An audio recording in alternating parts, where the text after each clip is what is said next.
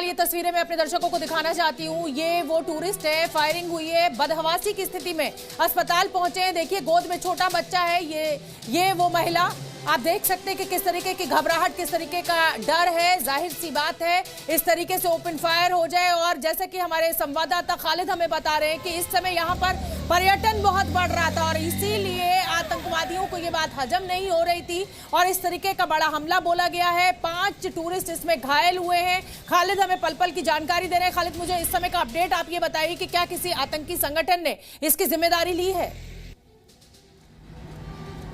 फिलहाल किसी भी आतंकी संगठन ने इसकी जिम्मेदारी नहीं ली है, क्योंकि इनिशियल स्टेज है और इस तरह का हमला अक्सर जो है बेनामी रहता है, क्योंकि इनको पता है कि आम कश्मीरी जो है इसको रिएक्ट करेगा, क्योंकि पर्यटन यहाँ का जो उद्योग है वो एक आम कश्मीरी के जो जीवन से जुड़ा होता है और ये इसी से उसका रोजगार चलता है। और मैं आपको बता दूं, पर्यटन इतना बड़ा था कि टूलिप बाग को देखने में के लिए केवल 24 दिनों में 8.5 लाख पर्यटक पहुंचे थे।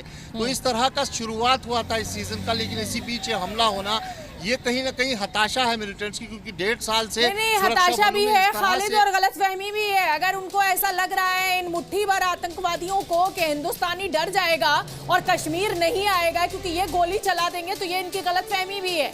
हमारे जो सुरक्षा बल है वो पूरी मुस्तैदी के साथ अब इस ऑपरेशन में लगे हुए हैं। इस ऑपरेशन को लेकर अपडेट दीजिए खालिद। ऑपरेशन के लिए एसओजी जो स्पेशल ऑपरेशन ग्रुप है जम्मू कश्मीर पुलिस का, इसके साथ साथ सीआरपीएफ और सेना तीनों जो है जॉइंट ऑपरेशन उन्होंने लॉन्च किया है और चारों तरफ से इस इलाके को घेर लिया गया है।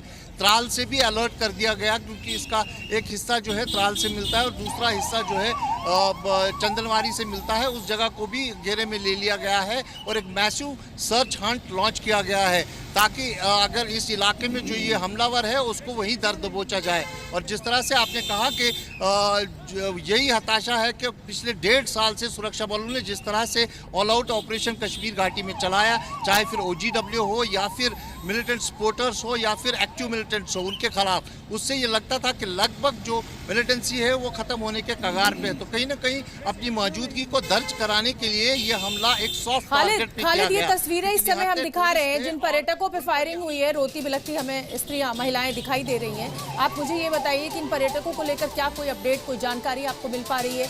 ये कहां से यहाँ कश्मीर पहुंचे थे, ये कब आए थे, ये श्रीनगर में रुके हुए थे, ये पहलगाम में रुके हुए थे, क्या कुछ जानकारी आपके पास है?